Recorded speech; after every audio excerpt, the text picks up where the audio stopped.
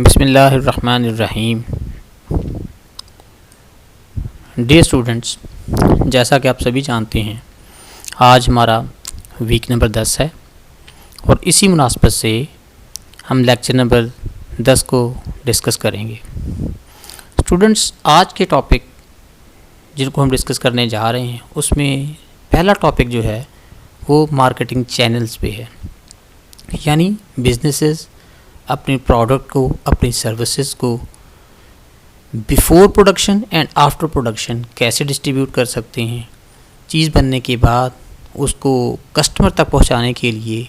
कौन कौन से डिस्ट्रीब्यूशन चैनल्स यूज़ किए जाते हैं, चाहे डायरेक्ट नौइयत के हों चाहे इनडायरेक्ट नौइयत के हों, इसको डिस्कस करेंगे। एंड देन पाकिस्तान की एक रेगुलेटरी बॉडी के जिसको हम स्टॉक एक्सचेंज का नाम देते हैं, इसके फंक्शंस देखेंगे, इसकी डेफिनेशन को देखेंगे, इसके वर्किंग प्रोटोकॉल्स, वर्किंग प्रोसीजर्स को देखेंगे और ये देखेंगे कि पाकिस्तान की कैपिटल मार्केट को सपोर्ट करने के लिए, इसको रेगुलेट करने के लिए, इसको चलाने के लिए और इसकी एफिशिएंसी को बेहतर बनाने के लिए इसका रोल क्या है। तो स्टूडेंट, चलते हैं हम अपने मेन। स्टूडेंट्स, मैं हूं आपका टीचर राना आसिफ शहजाद अली।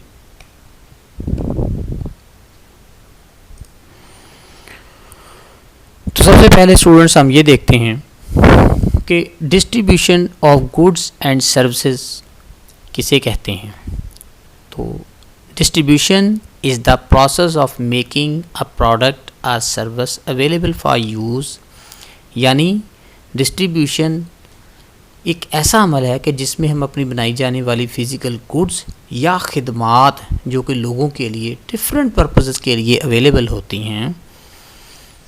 या कंजम्पशन के लिए अवेलेबल होती हैं बाय अ कंज्यूमर और बिज़नेस यूज़र, उन लोगों के लिए कि जिनको उनकी ज़रूरत होती है, उनको कैसे डिस्ट्रीब्यूट करते हैं, कौन से हमने ऐसे चैनल्स तरतीब दिए होते हैं कि जिसके थ्रू उन तक चीज़ों को पहुंचाया जाता है या ख़िदमात जो हैं उनको वहाँ पहुंचाई जाती हैं।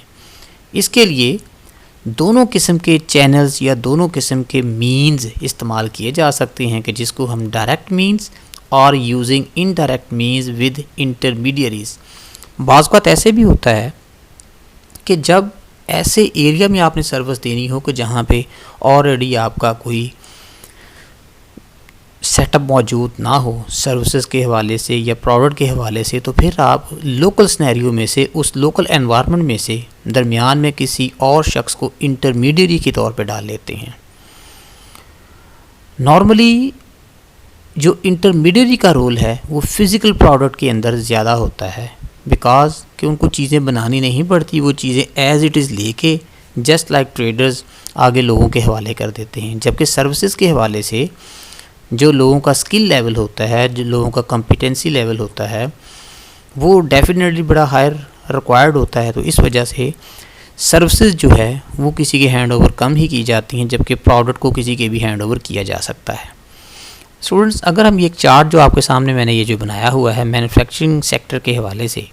अगर इसमें देखें तो मुख्तलिफ चैनल्स जो हैं वो यहाँ पे जो डायरेक्ट नौइयत के भी हैं और इनडायरेक्ट नौइयत के भी हैं वो मैंने यहाँ पे तरतीब दिए हैं।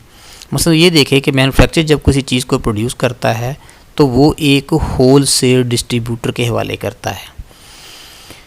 आपको डिस्ट्रीब्यूटर की ज़रूरत उस वक्त पड़ती है कि जब आपका मार्केट के अंदर कोई डायरेक्ट लिंक नहीं होता सारफ के साथ या कस्टमर्स के साथ, और वैसे भी कंपनी की एक बड़ी हैवी कॉस्ट आ जाती है अगर वो अपना जो सप्लाई चेन अरेंजमेंट अगर करना चाहें, इसमें इंफ्रास्ट्रक्चर के हवाले से भी इसको काफ़ी इन्वेस्टमेंट करना पड़ सकती है, या फिर जो फ्लीट ऑफ ट्रांसपोर्ट ख़रीदने पे भी इसके काफ़ी सारे खर्चे आ सकते हैं। इसी तरह अगर दूसरा चैनल अगर हम देखें तो ये दरमियान में जो एक रोल है, ये जो ग्रीन डॉट मैंने बनाया हुआ है, ये एक इंटरमीडियरी का रोल है। इसी तरह मैन्युफैक्चरर और यहाँ पे जो एंड यूज़र तक पहुँचने के लिए डिफरेंट दरमियान में ये जो चैनल्स आ रहे हैं, इनको हम इंटरमीडियरी का रोल दे सकते हैं। मैन्युफैक्चरिंग सेक्टर के अंदर बहुत ही कम होता है कि मैन्युफैक्चर का डायरेक्ट लिंक जो है वो एंड यूज़र के साथ हो। अगर तो उसने अपने को डिस्ट्रीब्यूशन सेंटर्स या अपने लोकल एरियाज़ लाइसान ऑफिस तरतीब नहीं दिए होते तो फिर उसको किसी को दरमियान में डालना पड़ता है। तो हर वो शख्स या हर वो रेगुलेटरी इंस्टीट्यूशन या हर वो अदारा जो सपोर्ट करे मैन्युफैक्चरर और एंड यूज़र के दरमियान एक ब्रिज का रोल प्ले करे, एक सर्विस प्रोवाइडर का रोल प्ले करे, हम उसको इंटरमीडिएट का नाम दे सकते हैं। तो ये अगर आप गौर से इस डायग्राम को देखें तो मैन्युफैक्चर ये सबसे ऊपर है और एंड यूज़र ये सबसे नीचे है। तो इस तक पहुंचने के लिए डिफरेंट जो यहाँ पे वेज़ हैं या पाथ मैंने तरतीब दिए हुए हैं। तो आप देख सकते हैं ये मसला यहाँ से मैन्युफैक्चर से पहले रिटेलर के पास सामान आएगा, रिटेलर फिर आगे जो है एंड यूज़र को मुहैया करेगा। इसी तरह मैन्युफैक्चर से ये सामान पहले डायरेक्ट रिस्पॉन्स के तौर पे ऐसे लोगों के पास आएगा जो एंड यूज़र तक पहुंचा सकते हैं। तो इसमें क्या होता है, बाज़ वक़्त कंपनीज़ ने अपने ही डिस्ट्रीब्यूशन सेंटर डिफरेंट जगहों पे बनाए होते हैं। इसी तरह ट्रेडिशनल जो डायरेक्ट वे होता है, कंपनीज़ ने अपने जो प्रोडक्शन यूनिट्स होते हैं उसके सामने बिल्कुल अपने फेयर प्राइस शॉप्स भी बनाई होती, वहाँ से भी चीज़ें ख़रीद सकते हैं। लेकिन ये बहुत कम इंडस्ट्री ने इस सेटअप को अपनाया होता है। ज़्यादातर ऐसे ही होते हैं कि उन्होंने दरमियान में डिस्ट्रीब्यूटर्स या लोकल कम्युनिटी में से जो लोग हैं फैसिलिटेटिंग फंक्शन परफॉर्म करने वाले, उनकी सर्विसेज ली होती हैं। स्टूडेंट्स, ये एक डिस्ट्रीब्यूशन नेटवर्क है जिसकी मैंने डायग्राम यहाँ पे दी हुई है कि जो कि सपोर्ट करता है support service finances and distribution of channels of goods. Conceptual icon scheme मैंने ये बनाई। एक शॉप है, एक बड़ा सुपर स्टोर है जिसमें रिटेल आइटम जो हैं वो अवेलेबल हैं।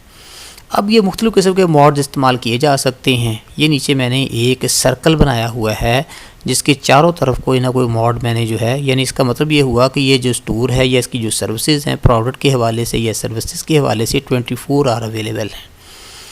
अब इस सर्विस को लेने के लिए डायरेक्ट सेलिंग भी की जा सकती है कि अगर आप इस शॉप से ही रब्ता करते हैं तो वो यहीं से चीज़ को लोड करवा के तो कस्टमर तक डायरेक्ट सेलिंग के मॉड को यूज़ करते हुए और अपना ही फ्लीट ऑफ ट्रांसपोर्ट यूज़ करते हुए उसके तक चीज़ ये पहुंचाई जा सकती है। दूसरा जो तरीक़ेकार सेल करने का हो सकता है वो डिस्टेंस सेलिंग है। डिस्टेंस सेलिंग के अंदर आपको मुख्तलिफ़ मॉड इस्तेमाल करना पड़ सकते हैं ट्रांसपोर्टेशन के हवाले से, कि जिसमें आप एयर ट्रांसपोर्ट को भी इस्तेमाल कर सकते हैं जैसे कि DHL सर्विसेज देता है। इसी तरह आप सी ट्रांसपोर्ट जैसा कि कार्गो शिप्स होते हैं जो सामान एक जगह से दूसरी जगह लेके जाते हैं। और थर्ड वन जो है हम रोड या अपना लैंड नेटवर्क इस्तेमाल करते हैं चीज़ों को पहुंचाने के लिए। अब जब पेमेंट की बात आती है तो डिस्टेंस लर्निंग या डिस्टेंस सेलिंग के हवाले से जो पेमेंट की क्लियरेंस होती है इसमें बैंक्स इन्वॉल्व होते हैं या आप अपने बैंक से ऑनलाइन डायरेक्ट पेमेंट कर सकते हैं। इसी तरह इस जो रिटेल स्टोर है इसको अपनी चीज़ों को बेचने के हवाले से टेली मार्केटिंग का हवाला भी जो है, इसका रेफरेंस भी यूज़ करना पड़ सकता है, इसका चैनल भी यूज़ करना पड़ सकता है। टेली मार्केटिंग आज के दौर में बड़ा ही इफ़ेक्टिव वे है ताकि आप अपनी चीज़ों को सेल आउट कर सकें। इसमें क्या होता है कि आप जो टेली मार्केटिंग में मवासलात के निज़ाम को इस्तेमाल किया जाता है। टेलीफोन के थ्रू भी इस पे ऑर्डर्स दिए जा सकते हैं, मोबाइल नेटवर्क को भी यूज़ किया जा सकता है। इसके थ्रू आप अपने कस्टमर को परसुएट करते हैं, उसको फ़ायदे, नुकसानात या किसी भी चीज़ के जो बेनिफिट्स हो सकते हैं इसके डिलीवरी से के हवाले से जो चीज़ें हो सकती हैं उसको आप इन सर्विसेज को मुहैया कर सकते हैं। अब जो डायरेक्ट सेलिंग होती है इसमें उम्मीद तौर पे आप कैश टू सेल के तहत भी काम करते हैं, यानी कैश या डिलीवरी पेमेंट कैश की हालत में ही कर दी जाती है। जबकि ई कॉमर्स जो है ये इलेक्ट्रॉनिक कॉमर्स है कि आप मुख्तलिफ़ किस्म के इलेक्ट्रॉनिक ई पेमेंट या ई कलेक्शन जो मॉडल्स हैं उनको इस्तेमाल करते हैं, चीज़ों को ऑर्डर प्लेस करते हैं। ई कॉमर्स के थ्रू आप चीज़ों को विज़िट भी कर लेते हैं ऑनलाइन, उसकी वेबसाइट पे जाके या इंटरनेट मार्केटिंग के थ्रू चीज़ों की क्वालिटी को भी चेक किया जा सकता है, उसकी स्पेसिफिकेशन को देखा जा सकता है और आप इसके मुताबिक चीज़ का ऑर्डर देते हैं और चीज़ मंगवा लेते हैं। स्टूडेंट्स, हमारा जो इसके अंदर सबसे इम्पॉर्टेंट पार्ट है वो है चैनल्स ऑफ डिस्ट्रीब्यूशन। यानी पहले तो हमने पहले मरहले पे हमने ये देख लिया कि डिस्ट्रीब्यूशन क्या है। फिर मैंने आपको एक रिटेल स्टोर की एग्जांपल दी कि उसने अपनी ट्रेडिंग के मरहले पे जब चीज़ें मुख्तलिफ़ जगहों पे सेल करनी होती है उसकी एक्सेस आपकी इकोनॉमी के, आपकी सोसाइटी के हर सेगमेंट तक होती है, तो वो चीज़ों को कैसे सेल आउट कर सकते हैं।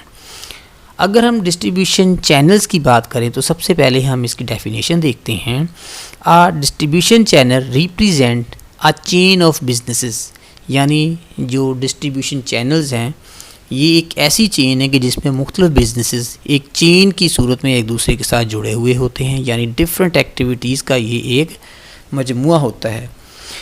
Intermediaries through which the final buyer purchase a good or service, ऐसा निज़ाम का जिसको इस्तेमाल करके जो चीज़ का एंड यूज़र होता है या किसी प्रोडक्ट का एंड यूज़र जो होता है या किसी सर्विस का एंड यूज़र जो होता है वो चीज़ अपने तक ले लेता है, अपने तक पहुंचा लेता है। दरमियान में उसको तक ये प्रोविज़न मुहैया करने वाले बहुत से लोग हो सकते हैं। डिस्ट्रीब्यूशन चैनल इंक्लूड, इसके अंदर कौन कौन शामिल हो सकता है? Wholesalers, retailers, distributors and the internet. Internet चूँकि एक ऐसा प्लेटफॉर्म है जिसकी एक्सेस तकरीबन आपकी इकोनॉमी के, आपकी सोसाइटी के हर पार्ट तक होती है। और आज के इस तरक्की याफ्ता दौर में जबकि बिजनेसेस जो हैं वो अपनी ज्योग्राफिक जो बॉर्डर्स हैं इससे भी बाहर निकल चुके हैं, तो इसको प्रमोट करने के लिए, इसको सपोर्ट करने के लिए इंटरनेट का बड़ा बुनियादी रोल है। In a direct distribution channel the manufacturer sells directly to the consumers. अच्छा, ये भी आज के दौर में बड़ा ही कामयाब तरीक़ेकार है जिसके तहत आप अपनी चीज़ को सेल आउट कर सकते हैं। इसमें क्या होता है कि बिजनेसेस ने अपना business to customer relation develop किए हुए होते हैं और ई कॉमर्स जो है इसके लिए सबसे बेहतरीन ज़रिया है, क्योंकि हर कंपनी की अपनी वेबसाइट मौजूद होती है, उसके ऊपर प्रोडक्ट के कैटलॉग्स मौजूद होते हैं जहां पे कस्टमर उनकी वेबसाइट को विज़िट करके वहां से चीज़ें पसंद कर सकते हैं और डायरेक्टली वहां पे ऑर्डर प्लेस कर सकते हैं। इसमें अमूमी तौर पे किसी इंटरमीडियरी के तौर पे वो किसी ट्रांसपोर्टेशन कंपनी को या किसी कोरियर सर्विस को डाल लेते हैं जिसमें चीज़ें जो हैं कैश एट पॉइंट जो है अदा कर दिया जाता है, यानी जब आप चीज़ मंगवाते हैं तो वो उसका सर्विस प्रोवाइडर जो है वो आपके डोर स्टेप पे चीज़ मुहैया करके कैश उठा के ले जाता है वहाँ से। अगर इसके कंसेप्चुअल डायग्राम का फ़्लो अगर हम यहाँ पे देखें तो ये मैंने एक डायग्राम दी हुई है कि जिसमें जो मार्केट का सप्लायर होता है यानी मटीरियल का सप्लाई करने वाला, उसको मार्केट से डिमांड वसूल होती है रॉ मटीरियल की। तो उमूमी तौर पे यहाँ पे जो डिपेंडेंट डिमांड होती है और यहाँ पे एक इंडिपेंडेंट डिमांड होती है, यानी मार्केट का अगर पैरामीटर्स हम देखें तो मार्केट के अंदर बहुत सारे variables at the main time या सेम टाइम काम कर रहे होते हैं, जिसमें कुछ जो हैं वो वेरिएबल होते हैं और कुछ फिक्स होते हैं। अब अगर इस डिस्ट्रीब्यूशन नेटवर्क को हम देखें जो कि इस डायग्राम के अंदर मैंने मेंशन किया हुआ है, जो रॉ मटेरियल का सप्लायर होता है वो ऑर्डर के मुताबिक प्रोड्यूसर को रॉ मटेरियल मुहैया करता है। प्रोड्यूसर जो है चैनल इंटरमीडियरी को यूज़ करता है, वहाँ तक चीज़ पहुँचाता है। चीज़ जब मुकम्मल हो जाती है स्टेप के ऊपर तो इस चीज़ को रिटेलर तक सेल करने के लिए पहुँचा दिया जाता है। यहाँ से रिटेलर से ये चीज़ फिर एंड कस्टमर को, जो कि सारफ होता है, जो अपनी मर्ज़ी की चीज़ बाज़ार से ख़रीदता है, वो इसके अंदर दोनों किस्म की प्रोडक्ट्स हो सकती हैं। ड्यूरेबल गुड्स भी हो सकती हैं, पेरिशेबल गुड्स भी हो सकती हैं और कंज्यूमेबल्स भी हो सकते हैं। अब अगर इसका होल फ्लो देखें तो ये इन्वेंट्री को मुहैया करेगा इनको, और ये इसके अगेंस्ट ये कैसे पैरामीटर चलेंगे सारे, ये सर्कल ऐसे चलता है कि ये डिमांड फ्लो के मुताबिक मटेरियल का सप्लायर अरेंजमेंट करता है। वो इनको इन्वेंट्री की जो तरसील है वो वक्त पे करेगा और यहाँ से फिर उसको जो अदायगियाँ हैं या एक मटेरियल सप्लायर को जो वसूलियाँ हो सकती हैं वो उस तक पहुँचेंगी। तो ये एक ऑपरेटिंग साइकिल इस तरह से काम करता रहता है। अब इस चेन के अंदर या इस नेटवर्क के अंदर हम देख सकते हैं कि यहाँ पे 5-6 जो है डिस्ट्रीब्यूशन के अंदर ऐसे आपके पॉइंट्स मौजूद हैं, लूप्स मौजूद हैं कि जिनको इस पूरे निज़ाम को तरतीब देने के लिए इस्तेमाल किया गया है। इसी तरह ये नीचे मैंने एक डायग्राम में जो है इस चीज़ को सपोर्ट किया हुआ है कि सप्लायर ऑफ रॉ मटेरियल जो है वो एक सीडी फैक्ट्री को मटेरियल मुहैया करता है, यहाँ से वो फिनिश गुड्स भी उसके पास आ जाती हैं जो यानी जो फैक्ट्री तैयार करती है, और कुछ ऐसी हैं जो होलसेल के तौर पे आगे भेज दी जाती हैं। यहाँ से होलसेलर जो है रिटेलर तक चीज़ें पहुँचाता है और रिटेलर से ये चीज़ें फिर कंज्यूमर तक पहुँच जाती हैं। तो ये कुछ 4-5 स्टेप पे पूरा प्रोसेस मौजूद है सप्लाई चेन का, जिसके अंदर के रॉ मटेरियल भी शामिल हो सकता है और फिनिश गुड्स भी शामिल हो सकती हैं। स्टूडेंट्स, अब हम बात करेंगे इस चैनल्स ऑफ डिस्ट्रीब्यूशन के अंदर डायरेक्ट वर्सेस इनडायरेक्ट डिस्ट्रीब्यूशन, यानी कंपनियां जब अपनी प्रोडक्ट को डायरेक्टली कस्टमर तक पहुंचाना चाहती हैं तो वो फिर क्या तरीके कार अख्तियार करते हैं, उनको किस किस्म के फ़ायदे हो सकते हैं, कॉस्ट सेविंग हो सकती है या नहीं हो सकती, और अगर उनका इतना बड़ा इंफ्रास्ट्रक्चर मौजूद ना हो, यानी उनका ट्रांसपोर्टेशन का निज़ाम मौजूद ना हो, उनका डिस्ट्रीब्यूशन का सिस्टम मौजूद ना हो, तो फिर वो इनडायरेक्ट वे से चीज़ों को सेल करने के लिए तरजीह देते हैं। डायरेक्ट डिस्ट्रीब्यूशन क्या है? Or direct distribution channel is organised and managed by the manufacturer itself, यानी इस चैनल को चीज़ों को प्रोड्यूस करने वाले खुद ही ऑर्गेनाइज करते हैं और ख़ुद ही इसको मैनेज करते हैं। Direct channels tend to be more expensive to set up at the beginning, start में तो आपको एक दफ़ा इस सारा इंफ्रास्ट्रक्चर डेवलप करने के ऊपर बहुत ज़्यादा लागत जो है वो लगानी पड़ सकती है, क्योंकि आपको भारी मशीनरी ख़रीदना पड़ती है, ज़्यादा ट्रांसपोर्टेशन जो है उसका अरेंजमेंट करना पड़ सकता है, and can some time require significant capital investment, और स्टार्ट में जब आपने फ्लीट ऑफ ट्रांसपोर्ट्स परचेज़ करने हैं तो आपको एक हैवी इन्वेस्टमेंट की ज़रूरत होती है। लेकिन with the passage of time, चूँकि चीज़ें तो वो कैपिटल नौयत की होती हैं और लंबे अरसे तक कंपनी को फ़ायदा दे सकती हैं, तो एक टाइम आता है कि वो चीज़ आपके लिए बेनिफिशियल होती चली जाती है। वेयर हाउसेज़, उनको स्टोर रूम तैयार करना पड़ सकते हैं, लॉजिस्टिक्स सिस्टम बनाना पड़ता है, यानी डिस्ट्रीब्यूशन का निज़ाम, एक मुकम्मल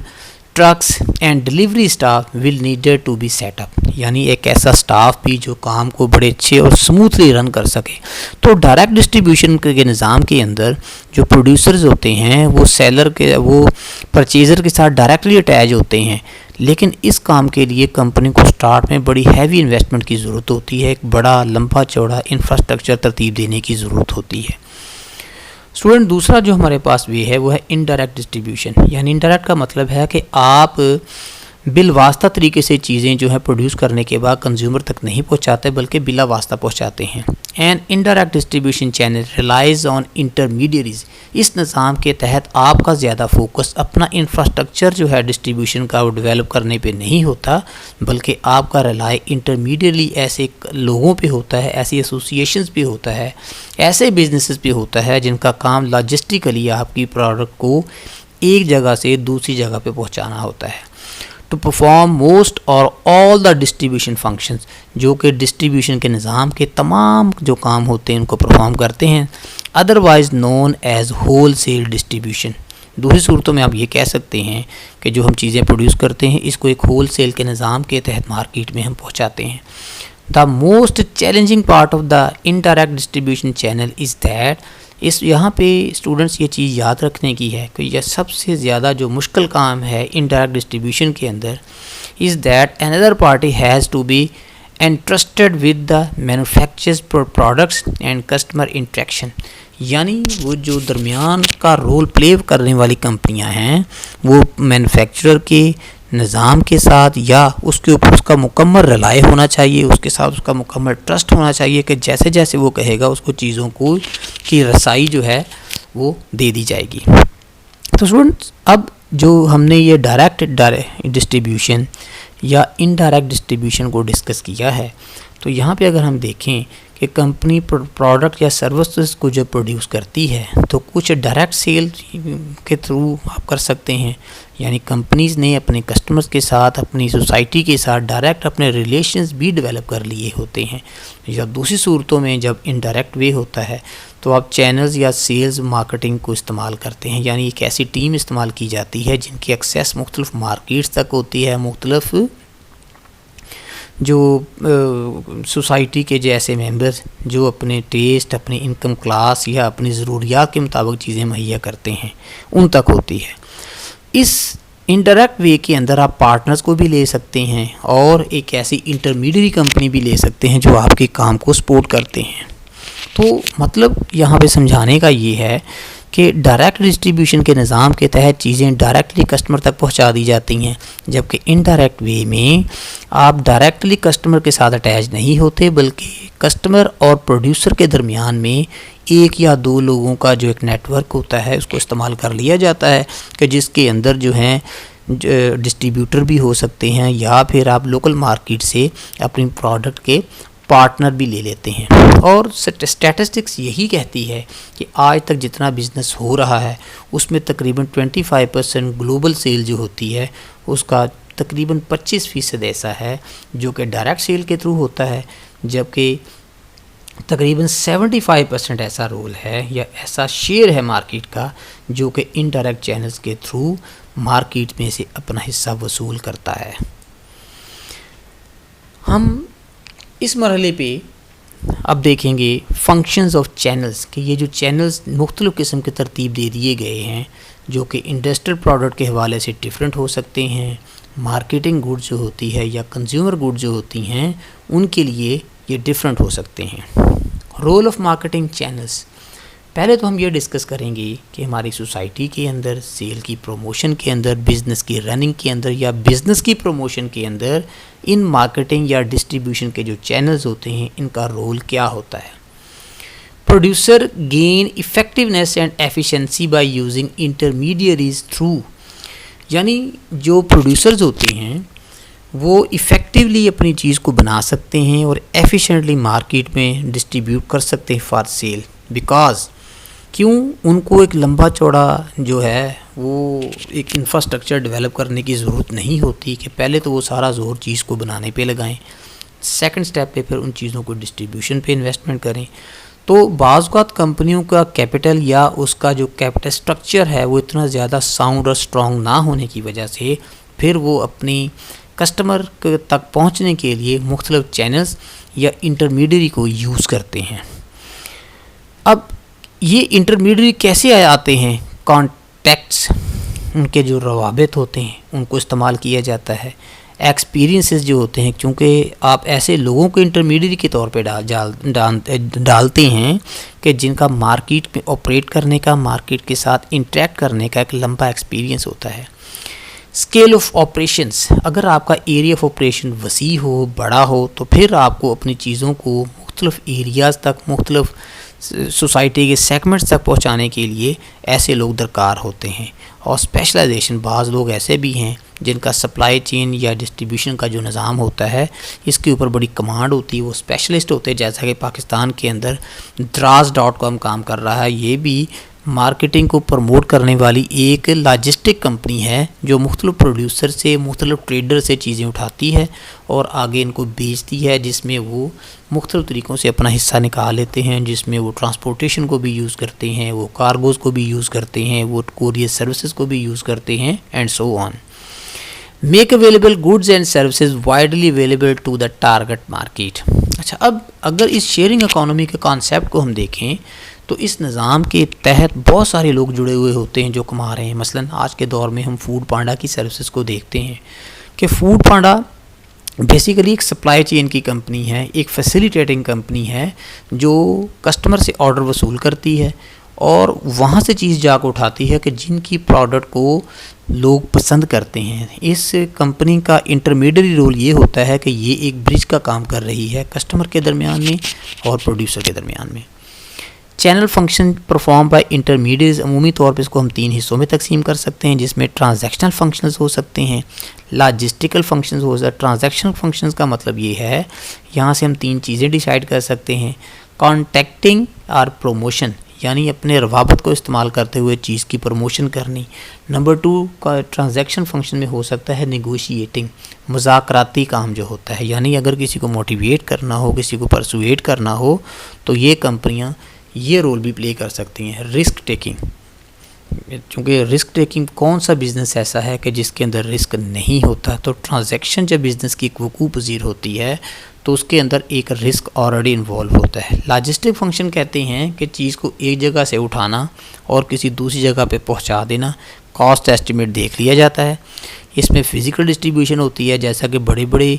पाकिस्तान के अंदर कंपनियां बनी हुई हैं, जैसे कि चीज़ें एक जगह से दूसरी जगह पहुंचाई जा सकती हैं, जैसे NLC है, FWO है, इसी तरह कोरियर के अंदर TCS है, लेपर्ड्स कोरियर है या मुलर एंड फिप्स कोरियर है, जिसमें चीज़ों को स्टोर भी किया जा सकता है लंबे अरसे के लिए, इनके अंदर फ्रीजिंग का इंतज़ाम मौजूद होता है और सॉर्ट आउट भी किया जा सकता है, यानी इसके अंदर से सिलेक्टिव चीज़ों को सेल किया जा सकता है। जबकि फैसिलिटेटिंग फंक्शंस के अंदर रिसर्च भी आती है, यानी आप चीज़ को देखते हैं, इस पर गौर व फिक्र करते हैं, इन्वेस्टिगेट करते हैं कि इस निज़ाम को बेहतर बनाने के लिए इनका मज़ीद रोल क्या हो सकता है। और जबकि फैसिलिटेटिंग फंक्शंस के अंदर ही एक बड़ा ही इम्पॉर्टेंट जो फंक्शन है वो है फाइनेंसिंग का, यानी कंपनी को या डिस्ट्रीब्यूशन के निज़ाम को अगर माली मुश्किलात का सामना हो तो इसका भी हल जो है वो पेश किया जाता है। कंज्यूमर के हवाले से अगर हम मार्केटिंग चैनल्स को देखना चाहें तो ये मैंने यहाँ पे 4 मुख्तलिफ चैनल्स जो हैं वो तरतीब दे दिए हैं। फ्रॉम वेरी सिंपल वन, जिसको हम डायरेक्ट चैनल कहते हैं, अगर इसको देखें कि इस निज़ाम के तहत प्रोड्यूसर जो हैं डायरेक्टली चीज़ें कंज्यूमर को सेल कर सकते हैं और इनके दरमियान में, यानी प्रोड्यूसर और कंज्यूमर के दरमियान में कोई और ऐसा शख्स या कोई ऐसा सेटअप मौजूद नहीं है जो इस काम को फैसिलिटेट कर सके। मसलन जैसे कंपनियों ने अपना डिस्ट्रीब्यूशन का निज़ाम बनाया हुआ हो और कस्टमर से अपना ऑर्डर एक वसूल करके डायरेक्टली उसके पते पे चीज़ पहुंचा दें। दूसरा चैनल जो है जिसको हम रिटेल चैनल का नाम देते हैं, इसमें प्रोड्यूसर और कंज्यूमर के दरमियान में एक रिटेलर मौजूद होता है। जैसा कि अमूमी तौर पे अगर हम किसी स्टोर पे जाते हैं, जनरल स्टोर पे, और वहाँ से जाके टूथपेस्ट या साबुन ख़रीदते हैं, तो आपका क्या मतलब है कि वो जो टूथपेस्ट है, ये साबुन है, उस बेचने वाले यानी दुकानदार ने बनाया है? नहीं, वो प्रोड्यूसर ने पीछे से बना के भेजा है और ये उसको सेल करने के लिए एक रिटेलर या एक सर्विसमैन का रोल प्ले कर रहा है। तीसरा चैनल जो कि चीज़ की डिस्ट्रीब्यूशन के लिए इस्तेमाल होता है, यानी गुड्स एंड सर्विसेज के लिए, वो है whole sale channel. Whole sale channel में क्या होता है कि कंपनियां यानी जो प्रोड्यूसर्स का चीज़ें बनाते हैं वो मार्केट में चीज़ों को खुद से नहीं बेचते, बल्कि उन्होंने होल सेल पे कुछ अपने डिस्ट्रीब्यूटर रिक्वायर किए होते, अरेंज किए हुए होते हैं। वो उनको ज़्यादा क्वांटिटी में लेकिन रिलेटिवली आर्टिकल वाइज कम प्राइस में चीज़ें उन तक पहुंचाते हैं कि जिनको होल सेलर का नाम दिया जाता है। यही होल सेलर्स ने आगे चीज़ों को डिस्ट्रीब्यूट करने के लिए मार्केट के मुख्तलिफ सेगमेंट तक पहुंचाने के लिए रिटेलर्स रखे होते हैं, और इन रिटेलर्स का दुकानदार हों या सर्विस प्रोवाइडर हों, इनका जो एंड टर्मिनल होता है उनका ताल्लुक़ कंज्यूमर्स के साथ होता है। जबकि चौथा चैनल जो हमने एजेंट चैनल का नाम दिया है, यानी इसमें ये होता है कि प्रोड्यूसर के नीचे एजेंट या ब्रोकर आ जाते हैं और फिर ब्रोकर ने आगे होल सेलर के साथ रब्ता किया हुआ होता है और होल सेलर का आगे रिटेलर के साथ रब्ता होता है। तो बेसिकली कंज्यूमर का इन 3 आखिर वाले अगर हम ये चैनल देखें, कंज्यूमर का ताल्लुक़ कहीं भी प्रोड्यूसर के साथ नहीं है। कंज्यूमर जो है वो रिटेलर से इंटरेक्ट कर रहा है, जबकि रिटेलर पीछे होल सेलर से इंटरेक्ट कर रहा है और होल सेलर पीछे यहाँ पे एजेंट के साथ अट्रैक्ट कर रहा है, जो कि चीज़ों को बेचने के हवाले से अपनी सर्विसेज देता है और इसके अगेंस्ट अपनी कमीशन या जो ब्रोकरेज होती है उसको वसूल करता है। Common marketing channels for industrial goods and services, यानी डिस्ट्रीब्यूशन के हवाले से अगर हम इंडस्ट्रियल गुड्स की बात करें, यानी जो मैन्युफैक्चरर्स होते हैं उनको भी मुख्तलिफ़ किस्म के मटीरियल्स की, मुख्तलिफ़ किस्म की चीज़ों की ज़रूरत होती है, और उनकी गुड्स या सर्विसेज के हवाले से जो मार्केटिंग के या डिस्ट्रीब्यूशन के जो चैनल्स यूज़ किए जा सकते हैं वो भी कुछ बिल्कुल इसी तरह हैं जैसा कि हमने अभी कंज्यूमर मार्केटिंग चैनल्स की बात की है।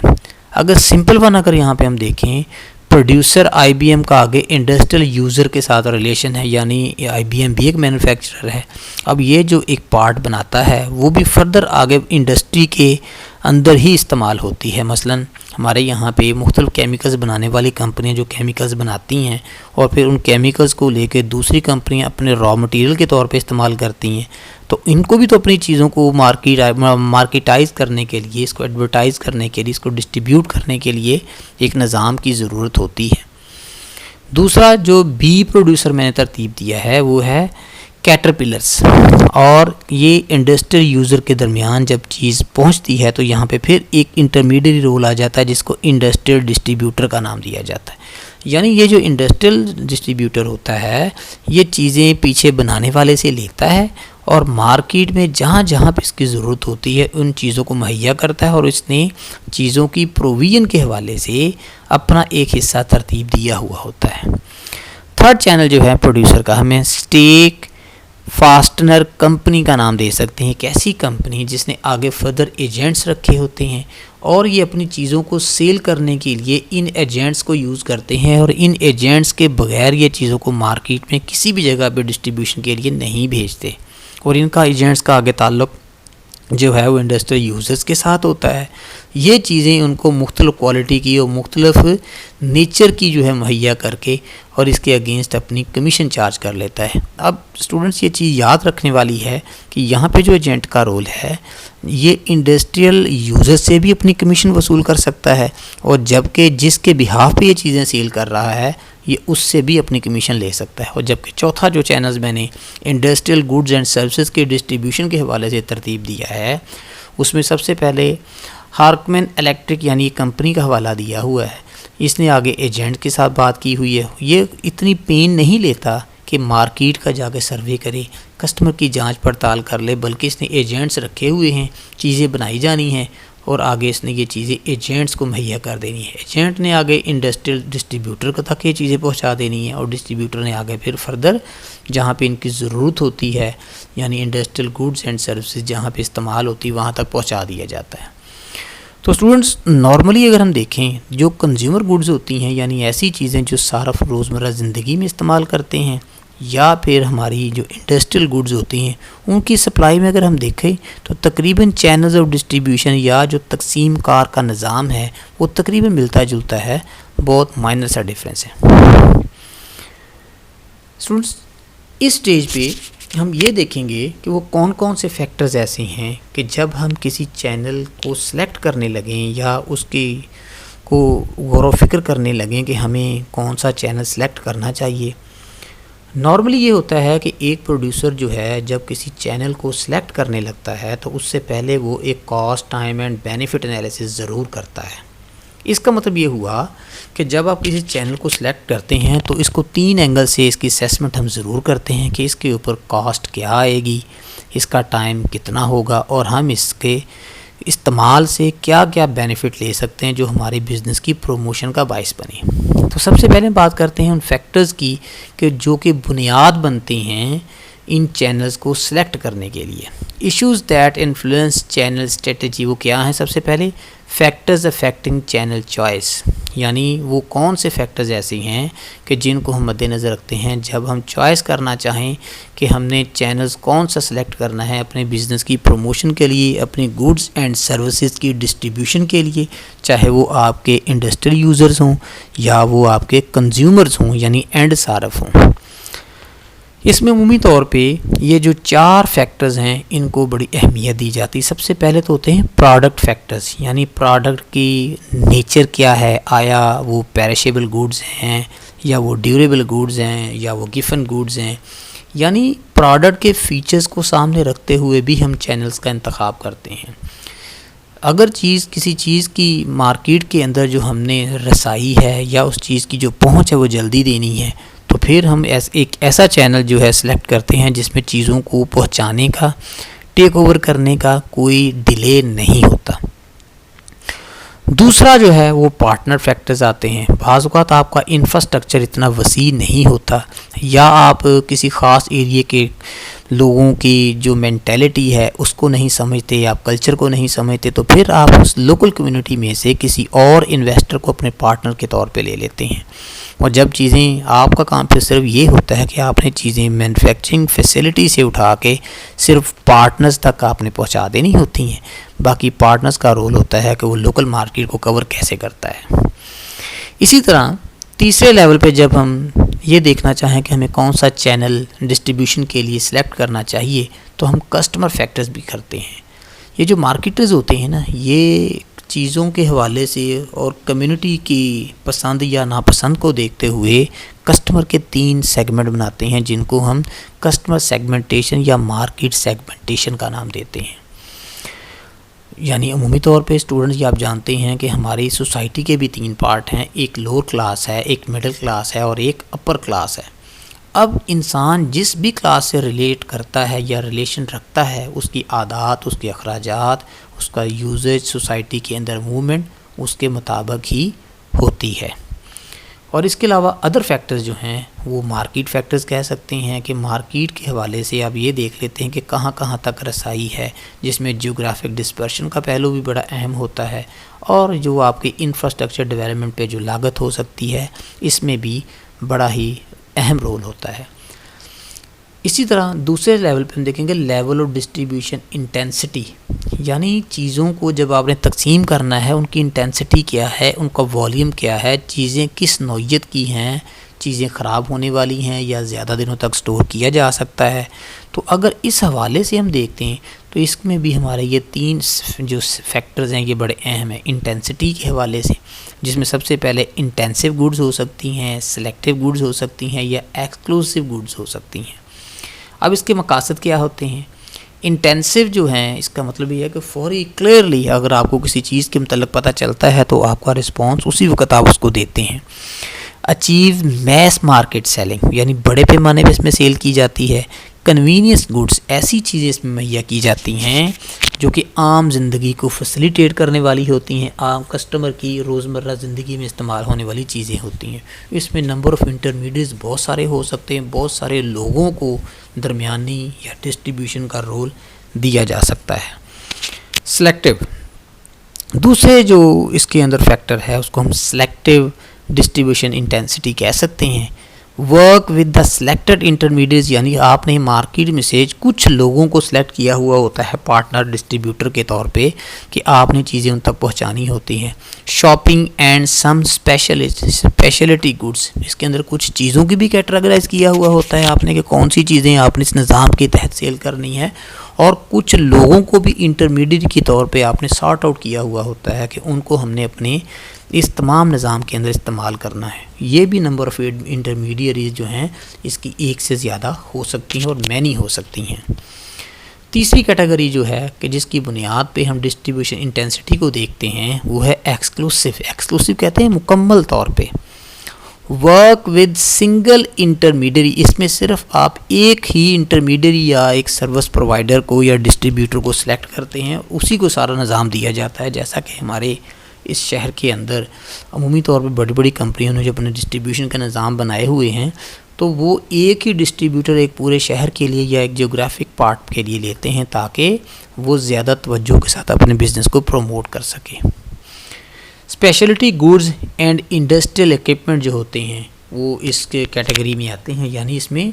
इस कैटेगरी में ड्यूरेबल गुड्स आती हैं कि ऐसी चीज़ें कि जिनका लाइफ टाइम स्पैन जो है वो लंबे अरसे पे मुहित होता है। स्टूडेंट्स, हमारा सेकंड और इम्पॉर्टेंट पार्ट जो कि आज के लेक्चर में है वो है स्टॉक एक्सचेंज। एक्सचेंज लफ्ज़ी मतलब जो है किसी चीज़ के तबादले के हैं। स्टॉक मीन ऐसी चीज़ जो रखी हुई, लेकिन टेक्निकल टर्म में अकाउंटिंग की लैंग्वेज में हम स्टॉक शेयर को कहते हैं, यानी एक ऐसा स्पॉट या एक ऐसा प्लेटफॉर्म जहाँ पे शेयर्स की मलकियत एक जगह से दूसरी जगह शिफ्ट होती है या आप उसको हैंड ओवर किसी ऐसे शख्स के पास करते हैं कि जो उसकी मुनासिब मार्केट की तय करदा शराइत के मुताबिक जो कीमतें हैं वो अदा करता है। तो स्टूडेंट्स, सबसे पहले हम ये देखेंगे कि इसकी डेफिनेशन क्या है। Definition of stock exchange, the securities regulation act of 1956, ये 1956 में एक रेगुलेशन एक्ट बनाया गया था। Defined stock exchange as an association, कि जिसमें स्टॉक एक्सचेंज को एक ऐसी एसोसिएशन का नाम दिया गया, ऑर्गेनाइजेशन या एक ऐसा अदारा बनाया गया, are an individual which is established, या एक खुद से बनाया गया एक अकेला इनफरादी regulatory institution for the purpose of assisting, और इसको बनाए जाने का मकसद ये था कि आप मदद करें, रेगुलेटिंग उसकी निगरानी करें, एंड कंट्रोलिंग बिजनेसेस, मुख्तलिफ़ किस्म के बिजनेसेस को कंट्रोल करें, यानी उनको एक्टिविटी के हवाले से भी, उनकी एरिया ऑफ ऑपरेशन के हवाले से भी, उनकी प्रॉफिटेबिलिटी के एतबार से भी, और गवर्नमेंट को जो टैक्स रेवेन्यूज़ कलेक्ट करवाने होते हैं उस हवाले से भी इसकी जो रोल है वो कंट्रोलिंग शामिल होता है। इन बाइंग, और ये तमाम चीज़ें कैसे जनरेट हो सकती हैं, ख़रीदने से, सेलिंग बेचने से, एंड डीलिंग इन सिक्योरिटीज़। अब ये जो लोग होते हैं जो स्टॉक एक्सचेंज के अंदर शेयर को ख़रीदते या बेचते हैं, इनको कॉरपोरेट मेंबर्स कहा जाता है, जो कि स्टॉक एक्सचेंज के मेंबर होते हैं। और वो इन्वेस्टर से अपनी बड़ी माइनर सी एक कमीशन या ब्रोकरेज के एवज उनको कंसल्टेंसी देते हैं कि आप कौन सी कंपनी के मार्केट के अंदर जो शेयर प्राइस है वो बड़ी अच्छी जा रही है, आप उन प्राइसेस को, उन चीज़ों को ख़रीदें। और वैसे भी ज़्यादा डीपली इन्वॉल्व होने की वजह से इनको मार्केट के ट्रेंड्स का भी पता होता है कि किस सेक्टर में सरमायाकारी करनी चाहिए। अच्छा, अब ये तो इसका हमने डेफिनेशन देख ली। अब इसको मोर स्पेसिफिकली इसके मीनिंग्स को देखते हैं कि stock exchange is nothing but more than a giant, यानी किसी भी सोसाइटी के अंदर बिज़नेस की प्रमोशन के लिए इसका एक रोल बड़ा अहम है, बहुत बड़ा रोल है। ग्लोबली नेटवर्क्ड इसके जो ताल्लुकात हैं पूरी दुनिया में बिज़नेस की प्रमोट करने वाले जो रीजनल स्टॉक एक्सचेंजेस होती हैं उनके साथ होता है। Organised market place where every day huge sum of money are moved back and forth, यानी एक ऐसी जगह कि जहाँ पे पैसे का इनफ्लो और आउटफ्लो, यानी पैसे का आना और पैसे की वहाँ से मूवमेंट, शिफ्ट होना एक जगह से दूसरी जगह, वो बड़ा अहम होता है। In total 60 trillion euro are traded a year, और एक एस्टीमेट ये कहता है कि तकरीबन 60 trillion euro are traded a year, पूरे साल में जो स्टॉक एक्सचेंज के थ्रू बिजनेसेस होते हैं उनकी टोटल मालियत तकरीबन 60 ट्रिलियन बनती है, यानी आप कह सकते हैं 6,000 billion. However, this is all is done not by the products or cash but securities, जबकि ये सारे जो एक्सचेंज के फंक्शंस तरतीब दिए जाते हैं या होते हैं इसमें कैश इन्वॉल्व नहीं होता, बल्कि कैपिटल सिक्योरिटीज़ होती हैं कि जिनको एक्सचेंज किया जाता है, जिनको बेचा जाता है, जिनको ख़रीदा जा सकता है। अब सिक्योरिटी एक बड़ी ब्रॉडर टर्म है। सिक्योरिटी किसे कहते हैं? Securities are rights to assets in form of share. अब ये जो सिक्योरिटीज़ हैं इनमें बॉन्ड्स भी हो सकते हैं, इनमें कॉमन स्टॉक्स भी हो सकते हैं, इनमें प्रेफर्ड स्टॉक भी हो सकते हैं, इनमें वारंट्स भी हो सकते हैं, इनमें कॉल ऑप्शन भी हो सकते हैं और इनमें पुट ऑप्शन भी हो सकते हैं। जी स्टूडेंट्स, हम इस मरहले पे ये देखेंगे कि स्टॉक एक्सचेंज के फ़ीचर्स क्या हैं। पहले मरहले पे हमने ये तो देख लिया कि स्टॉक एक्सचेंज क्या है, इसके मीनिंग्स क्या हैं, इसकी डेफिनेशन क्या है। It is an organised market, ये एक बड़ी ही तरतीबशुदा और बड़ी ही मुनज़्ज़म मार्केट है जो सर्टन रूल्स और पैरामीटर्स के तहत काम करती है। It is a securities market, ये एक ऐसी मार्केट है कि जिसमें फाइनेंशियल इंस्ट्रूमेंट्स या कैपिटल इंस्ट्रूमेंट जो बिज़नेस की ऑनरशिप से जिनका ताल्लुक़ होता है उनका बिज़नेस इसमें होता है। Number 3, it is an important constituent of capital market, ये कैपिटल मार्केट का बड़ा ही अहम जुज़ होता है और उम्मी तौर पे हम ये कह सकते हैं कि ये एक रेगुलेटरी बॉडी है जो पैसे की मूवमेंट को मेजर करती है, फाइनेंशियल सिक्योरिटीज़ की मूवमेंट को मेजर करती है और ये अंदाज़ा लगाती है किसी ख़ास पीरियड में किसी ख़ास जगह पे टोटल बिज़नेस कितना हुआ है जो उस कौम, उस रीजन या उस नेशन को फ़ायदा पहुंचा सकता है। Stock exchange is a voluntary association, ये एक ऐसी एसोसिएशन है जो कि रज़ाकाराना सोच और अमल के तहत बनाई गई है। Its membership is not open to everybody, और इस ऑर्गेनाइजेशन का मेंबर बनने के लिए सबको ये ऑप्शन नहीं होता, बल्कि सिलेक्टिव और सर्टन रोल प्ले करने वाले लोगों को ही इसके अंदर मेंबर बनाया जाता है। इन stock exchange only the members can deal in, इसमें जो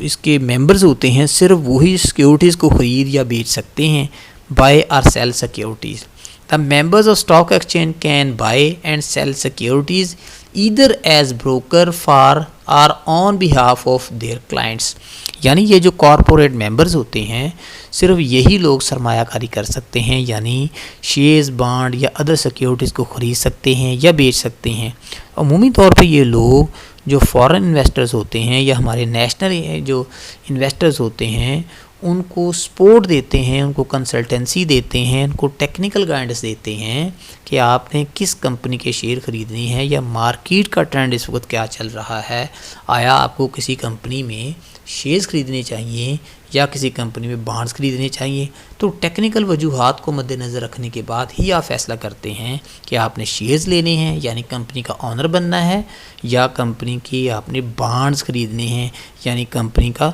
जो आपने एक कर्ज देने वाले जो लोग होते हैं उनमें शामिल होना है।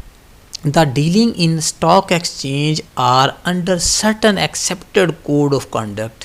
अब इसको चलाने के सर्टन रूल्स होते हैं। ये ऐसे नहीं होता ये कि ये एक ऐसा दायरा बन गया है कि जो खुदकार निज़ाम के तहत काम करे और इसकी कोई सुपरविजन नहीं होगी, बल्कि इसको भी ऑर्गेनाइज़ किया जाता है। इसको चलाने के मतलब इसकी वर्किंग प्रोटोकॉल्स को देखते हुए, इसके वर्किंग प्रोसीजर्स को देखते हुए कुछ थंब रूल बना दिए गए हैं, कोड ऑफ एथिक्स बना दिए गए हैं कि जिनको फॉलो किया जाता है, rules and regulations.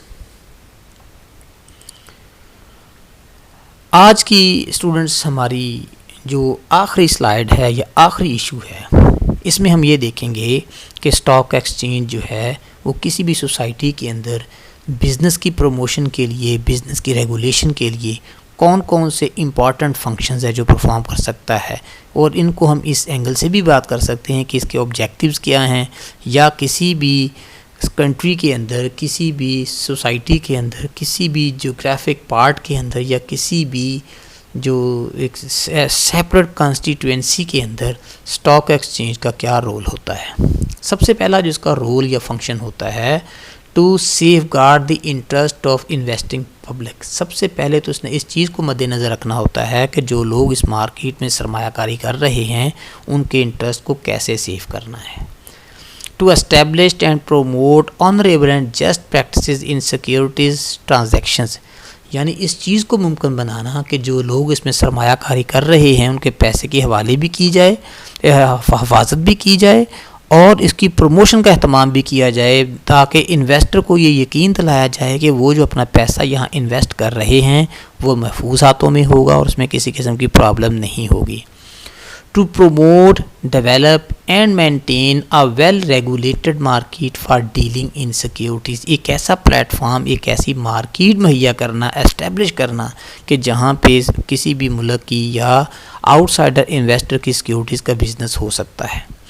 To promote industrial development in the country, इसकी वजह से मुल्क के अंदर जो सनतों की तरक्की है, उसके प्रोसीजर की तरक्की है, टेक्नोलॉजिकल एडवांसमेंट है, वो वकूफ़ पज़ीर हो रही है। Through efficient resource mobilisation by way of investment in corporate securities, और अमूमी तौर पे हम उन्हीं सेक्टर्स ऑफ इकोनॉमी को सेलेक्ट करते हैं सरमायाकारी करने के लिए कि जिनके for the time being interest rates ज़्यादा होते हैं, प्रॉफिटेबिलिटी बड़ी स्ट्रॉन्ग होती हैं, उनके जो प्रॉफिट कमाने के जो ट्रेंड्स होते हैं वो बड़े ही बेहतरीन होते हैं। The market to enable flow of capital into most efficient industries, यानी सरमायाकारी के एतबार से पैसे का फ़्लो आपकी इकोनॉमी के उसी सेगमेंट की तरफ होता है जो हाई प्रॉफिटेबिलिटी भी बेस कर रहा होता है। The market price and relative yield of a security are the guiding factor, और मार्केट के अंदर कुछ पैरामीटर्स ऐसे होते हैं जो आपको भी गाइड कर रहे होते हैं कि आप किस कंपनी का या किस ऑर्गेनाइजेशन को विज़िट करें इन्वेस्टमेंट करने के लिए। इट एनकरेजेस, ये हौसला अफजाई करता है, पीपल टू सेव, ऐसे लोगों की जो बचत कर सकते हैं, and invest in corporate securities, और फिर उस बचे हुए पैसे को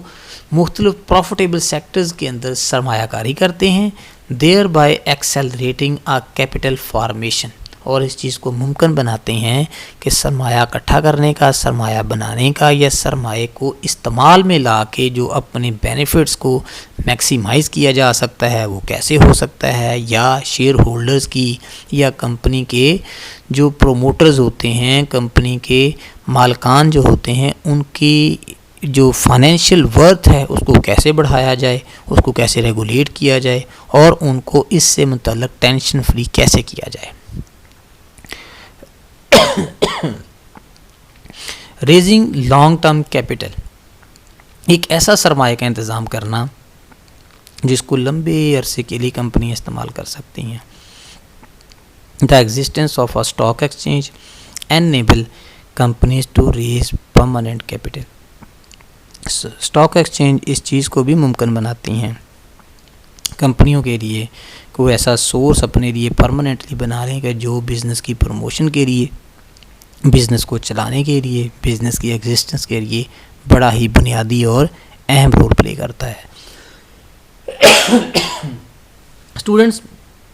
आज का हमारा जो सेशन है, आज का जो हमारा लेक्चर है, वो तो आज अख्ताम पजीर हुआ। बाकी अगले चीज़ों के साथ दोबारा हाज़िर होंगे, तब तक के लिए इजाज़त, अल्लाह हाफ़िज़।